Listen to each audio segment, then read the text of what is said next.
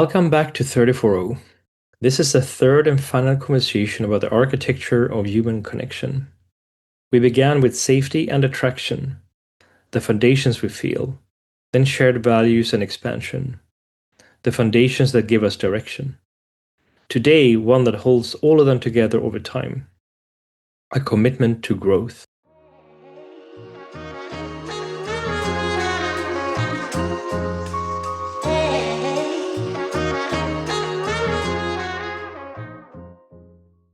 The fifth and final foundation, commitment to growth, may be one that determines whether all the others survive. Because safety can exist, attraction can exist, shared values can exist, expansion can exist. Yet, without a commitment to growth, even the strongest relationships can slowly become trapped by old patterns. If there is one thing life has taught me, it's this. No relationship remains static. No person remains static. We are all changing, all the time. The question is never whether change will happen. The question is whether we are willing to grow with it. When I was younger, I thought relationships were about finding the right person. Find the right partner and everything would naturally fall into place. Today, I see things differently. The quality of a relationship is often determined less by who we find and more by who we're willing to become. Because intimacy has a remarkable way of revealing us to ourselves. At first, relationships tend to show us the best part. Hope, excitement, possibility, connection, that we feel seen, chosen, and alive. Then slowly, something else begins to emerge. Our fears, our insecurities, habits, assumptions, and our wounds. The parts of ourselves we didn't even know were there. Many people assume this means something has gone wrong. I increasingly believe the opposite. Nothing has gone wrong. The relationship is simply becoming real. The closer another person gets to us, the more likely they are to encounter the unfinished parts of our story. The fears we carry, the grief we haven't fully processed, the beliefs we formed years ago, the coping strategies that once protected us. What makes relationships difficult is not that those things exist. Every human being has them. What makes relationships difficult is when we refuse to acknowledge them. One of the most transformative ideas I've encountered is that our partners often trigger wounds they did not create. That doesn't mean our feelings aren't real. They are. They most definitely are. The pain is real, the fear is real, the reaction is real. But the origin of those feelings is often older than the relationship itself. This requires humility. It requires us to ask difficult questions. Questions such as, why did this affect me so strongly?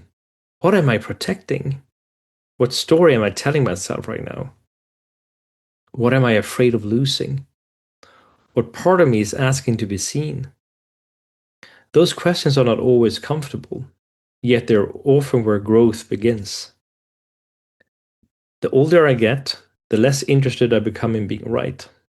Being right rarely creates connection. Being right rarely creates growth.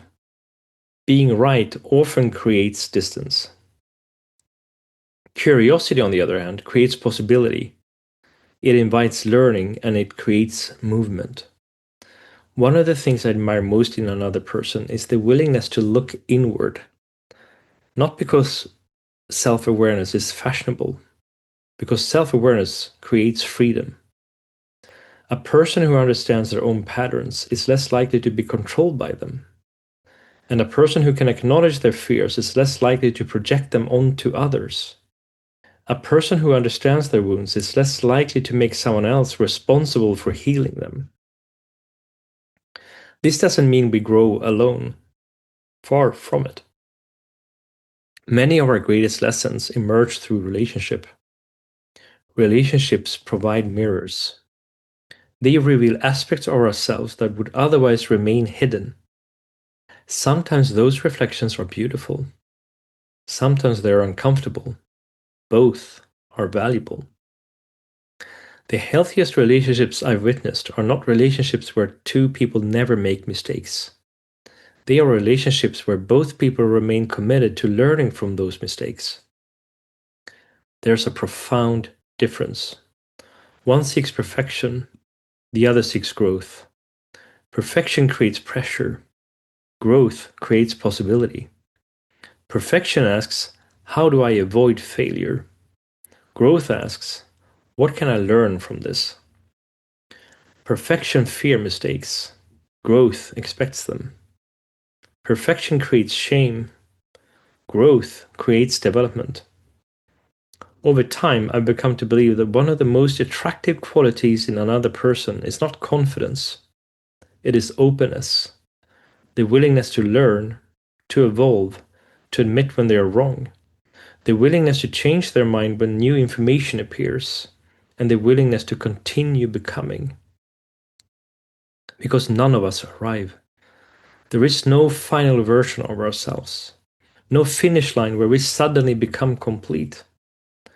Life keeps inviting us deeper, deeper into ourselves, deeper into our relationships, into our understanding what it means to be human. The question is whether we accept that invitation.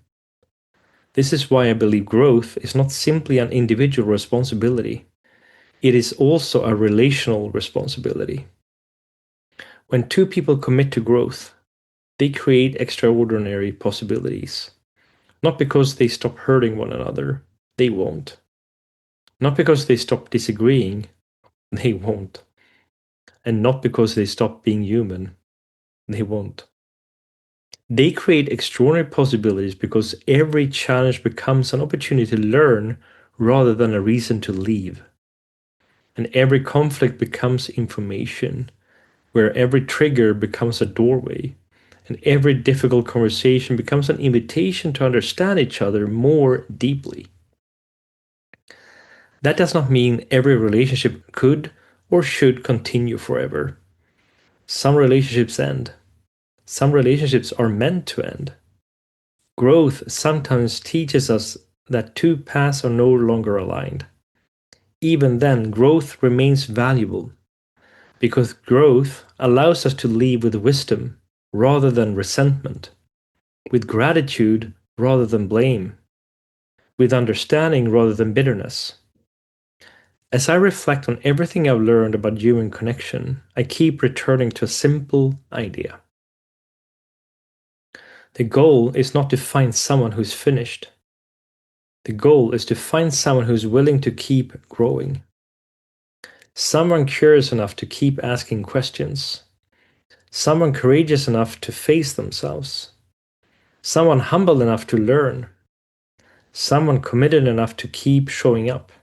Not perfectly, honestly.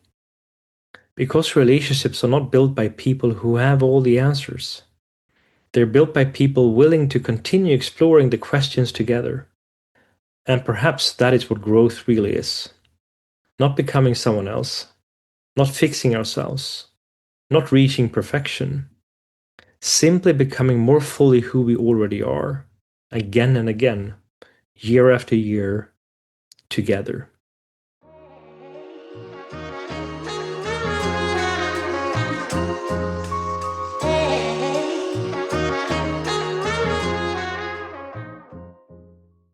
When I think about growth, I often think about how different my understanding of life is today compared to 10 years ago.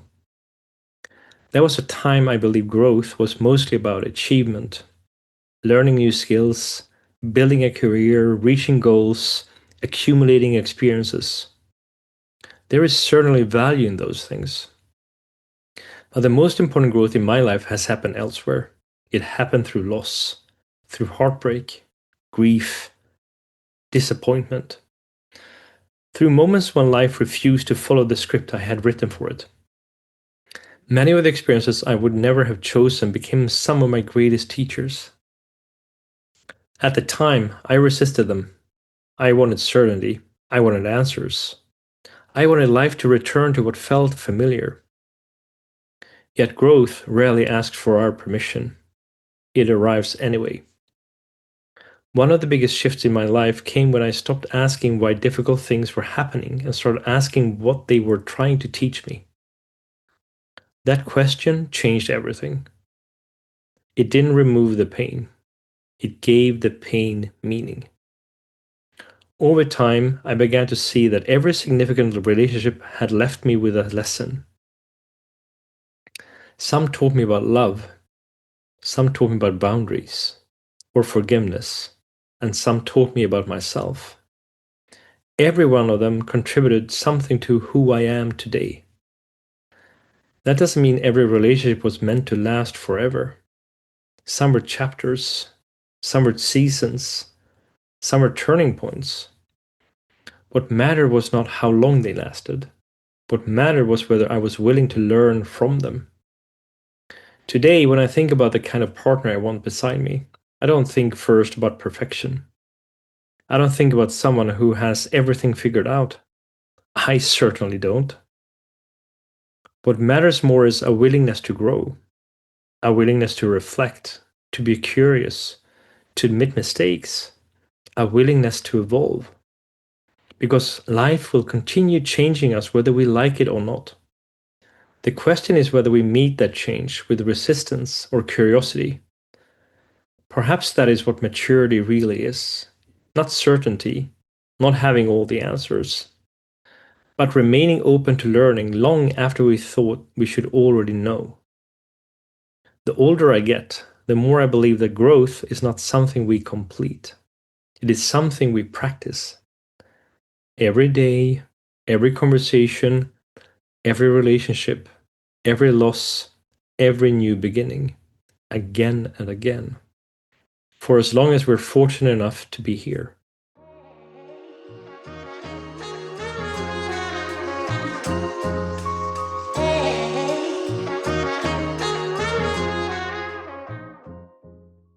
I wrote something about this that I keep returning to.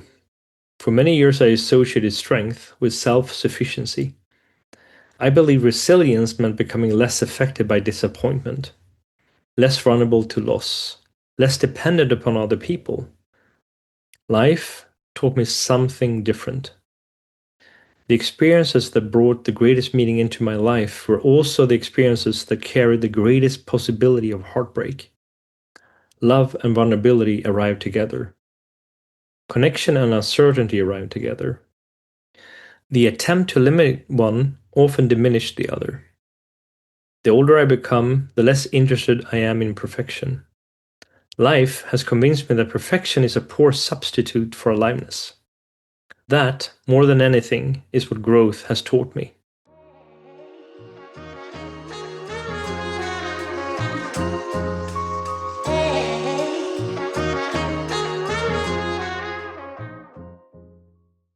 As I sit here reflecting on these 5 foundations, I realize that none of them are really about relationships. At least not only relationships. They're about how we meet life itself. Safety, attraction, shared values and vision, expansion, growth. In many ways, these have become lenses through which I increasingly view not only love, but friendship, leadership, parenting, and even my relationship with myself. Perhaps that is what surprises me most. The older I get, the less interested I become in finding perfect answers. Life has a way of humbling us. Just when we think we understand something, life presents us with a new lesson, a new challenge, a new invitation to grow. If there is one thing I know today that I didn't fully understand years ago, it is this. Human beings are not meant to walk through life alone. We're shaped through connection, healed through connection, challenged through connection, and sometimes broken up through connection. The people who enter our lives leave fingerprints on our hearts. Some stay for decades, some stay for months, some stay only long enough to teach us something important. Not every relationship is meant to last forever, but every meaningful relationship leaves something behind. A lesson, a memory, a wound, a gift. a deeper understanding of ourselves.